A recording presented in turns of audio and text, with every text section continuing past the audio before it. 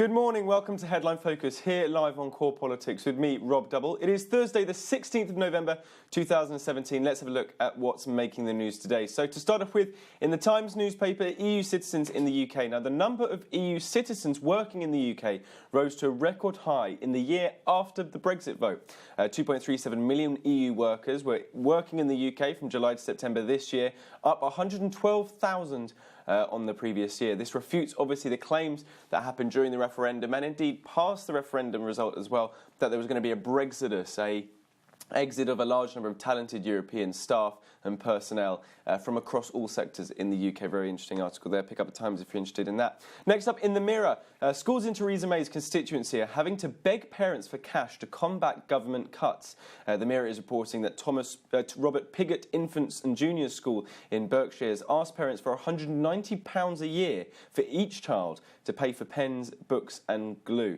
Now this of course is against a backdrop of austerity, a backdrop of cuts in the public sector. That is obviously a very toxic story. The Mirror is the only paper covering that today. Let's look in focus though at the main story today, and pretty much all the papers are covering this on their front pages, as you could see in the spread there. But Mugabe toppled from power. So we've chosen the Telegraph and the Eye to lead us into this. So what happened? The Zimbabwean army seized power from the government. President Robert Mugabe is under house arrest, and from latest reports still under house arrest. The army took over the state broadcaster in the early hours of Wednesday morning and then took over the streets soon after that. In their broadcast, they said that they were forced into action to remove criminals surrounding the president, particularly criminals who have led to the degrading of Zimbabwe in terms of economic, political, social progress in the country and prosperity in the country. The Times is reporting from sources that within Mugabe's ZANU-PF party, he is expected to resign the leadership this week. So that would be 37 years in charge of Zimbabwe coming to an end. The Eye newspaper, as you can see, Mugabe toppled, focusing on Mugabe's reign of terror, of chaos and decline, they call it, but also focusing on his wife, because his wife reportedly was being prepared to take over the leadership, the presidency of Zimbabwe from her husband. She is, as the Eye newspaper says, reviled in Zimbabwe, nicknamed Gucci Grace for her lavish and extremely exorbitant lifestyle, particularly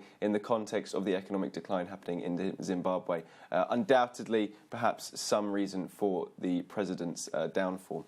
One more story then coming from City AM, and again, a relatively positive Brexit outlook. Outlooks for British banks have brightened, according to leading credit rating agency Standard & Poor's. Now, they are well-respected and independent credit rating agency. They've revised their outlooks for banks, UK banks, mostly from negative outlooks to stable outlooks, but actually some from negative outlooks to positive outlooks. Now, what's that really about? Well, mainly it's referring to Brexit resilience. Their report says that the industry is in a better position to deal with the uncertainties of Brexit in the near future. So a positive story there in City AM. That's pretty much it for today. You're up to date. Don't forget you can find all the latest on what we're doing here on Core Politics on our Facebook page and on Twitter right here. We've got a new Meet the MPs, came out last night. Bill Grant, a Conservative Tory MP, quite a good laugh. Check that out today if you have the time. But from me and all the team here at Core London, have a fantastic Thursday.